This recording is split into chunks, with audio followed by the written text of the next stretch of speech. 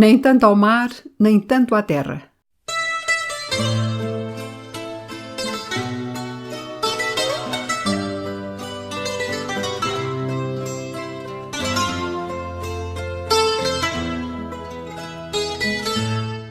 Temas avulsos de história, arte e literatura.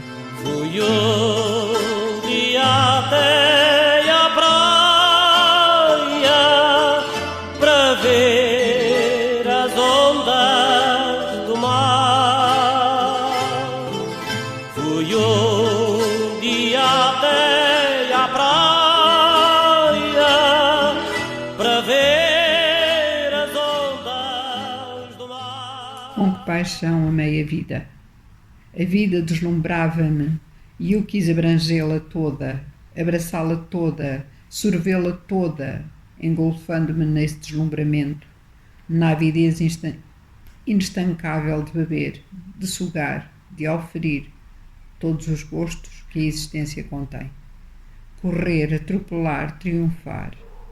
Era a febre dos nervos, o paroxismo do sangue. Ambicionei exaustinadamente, sôfrego de ouro insaciável de prazeres, se tivesse um conto de réis por hora, sabê-lo-ia gastar num brilho de beleza. Por vezes, senti em mim o orgulho incomensurável daquele stendhaliano Júlio Sorel. Artista, queria viver a vida senhorial de um Rubens, no Fausto do seu palácio de Meir. Sonhei o sonho de Villiers, de vivre dans des palais enchantés. E entumeceu uma ambição de ser um creso da lenda antiga, para, cercado de pompa, viver no vestígio das grandezas. Se então eu tivesse o poderio e o ouro de um Luís XIV, não me bastariam meia dúzia de Versailles. Casei-me, divorciei-me, enregistrei-me, separei-me, liguei-me, afastei-me. E todos estes verbos, enfiados uns nos outros, marcaram desastres e pecados. Amei como um doido. Quanta turbulência, quantos dramas eu via na indisciplina e na desordem, ritmos convulsos de graça estranha que me estonteavam, e no imprevisto da aventura, a sedução. Dei batalhas indigentes, sofri derrotas tremendas, mas o meu coração de 7 fôlegos, valente e galhardo, atrevido e tenaz, ora no cabo das águas verde-negras, ora na espuma branca de vagas altaneiras, vinha sempre à tona das tempestades. Náufrago, os pulmões reoxigenados, a alma redivivia, longe de me corrigir, de novo me abismava no pego dos pecados deliciosos, ou me embrenhava na floresta musical das aventuras estonteantes, onde havia corais de sílfides. Alma desnorteada, arte revoltada. Tumulto gera tumulto. Tomando excessivamente à letra o contraditório, Taine, quando sentenciava, a meus olhos o pensamento disciplinado não vale o pensamento livre. Só um clarão me deslumbrava o olhar, o do gênio, fosse ele louco, ou o do talento, fosse ele desgrenhado. Dizia para mim e para os que me ouviam nos botequins: universidades livres, onde a mocidade faz os seus cursos de iconoplastia, irreverência, leviandade. A bala interior, ímpeto e pronto, talento e temperamento, eis tudo. O resto não vale nada. A forma será o que o pulso me improvisar. Boa, má, a que sair.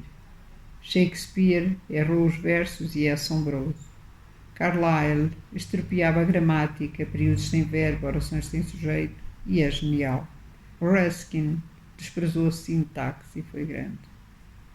Daqui a minha escrita libérrima, alma em tropel, prosa atropelada, considerando vexante a disciplina, burguesa a ordem, e mesquinho tudo o que fosse arranjo e equilíbrio, bradava eu, defendendo a minha prosa convulsa, trepidante ao arrepio.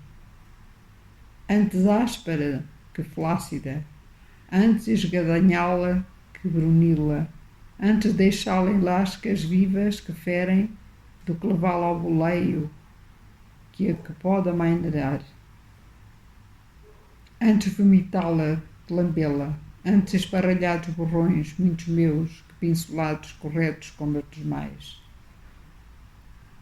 A minha mão de caboqueiro preferia, ao buril, o machado que corta, o alvião que escava, braçada larga, escrevia a deitar para fora e a deitar por fora, pois sempre me faltou papel para dizer o que tinha que dizer. E daí o saírem os livros longos até à prolixidade, desequilibrados a não se terem de pé, e tão espessos que, em alguns, dificilmente se entrava por eles adentro. Improvisando sempre, servia-me da primeira palavra que me saísse do bico do aparo, fosse plebeísmo, ou preciosismo, arcaísmo ou solacismo. Um bárbaro. Vida, vida, era o meu tremendo grito de arte e guerra. Por tudo isto, a prosa que eu atirava ao papel, audaciosa e rebelde, talvez tivesse vibração, mas além de ser aos solavancos e ora densa, ora omissa, faltava-lhe por vezes gramática, embora nela subjassem galicismos de estrutura e de palavras, defeito comum a quase todos os escritores moços do meu tempo, educados em plena francesia.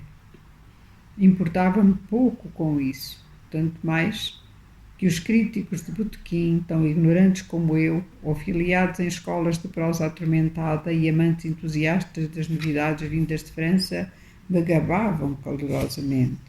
Era uma prosa de revolução. Outros escreviam, com a breca, tem nervo. E ainda, são páginas de granito. Sim, digo hoje, sorrindo de mim com benevolência, sim, do granito, das paredes das bonças, montesas, no rústico da forma, no brusco do aparelho, eu que jamais fui além do apicoado grosso, que deixa a pedra no grão de esgalho aspérrimo. Por penitência dos meus pecados literários, aqui o confesso publicamente. Quão tosca ela me saía. Era milho triturado com pisão, em vez de moído entre mós. Era estopa do jal, erupta dos borbolões, do fio emaçarucado, em vez da urdidura lisa e macia do linho fino. Que tinha caráter, gritavam os meus admiradores. E agora rio. O documento que acabei de ler, dei por ele há dias, gravado já há algum tempo, realmente há algum tempo, e sei que na altura em que o gravei despertou uma atenção pelo seu conteúdo forte, tirado de uma espécie de introdução ou autoexplicação de um dos livros que eu estava a arrumar. A verdade é que perdi completamente a ideia, isto pode parecer estranho, mas é verdade, de que livro foi, e andei à procura para ver se encontrava, localizava para o identificar quem tinha escrito tal livro e tal desabafo, ou confissão. Na realidade, desisti de o fazer porque considerei que o próprio texto é autoexplicativo. Ele remete-nos para uma época de desconstrução que tem a ver certamente com o primeiro quartel do século XX. Estamos a falar do modernismo e também envolvido, enquanto corrente literária e artística, pelo anarquismo, pela vontade de mudança, ou de ruptura, melhor dizendo, de ruptura, que assinala também obras de autores e atitudes de políticos ou de intelectuais daquela época.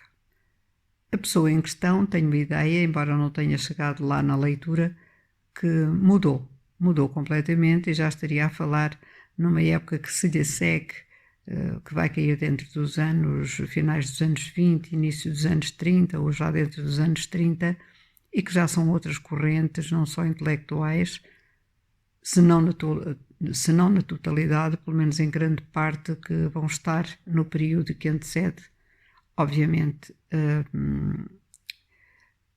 portanto é no período entre as duas guerras, portanto que antecede intelectualmente e politicamente a Segunda Guerra Mundial. Não vale a pena explicar mais sobre isso e eu creio que se teve a paciência de o ouvir, certamente percebeu a multidão de ideias que afloravam a mente de um jovem que, de certa maneira, descreve, posto noutros termos menos construídos, menos elaborados, aquilo que vai pela mente de muitos, no seu sentir, no seu estar e no que isso comporta de, se não de revolucionário, pelo menos de revolta. Ficava por aqui e até à próxima. Era uma noite formosa,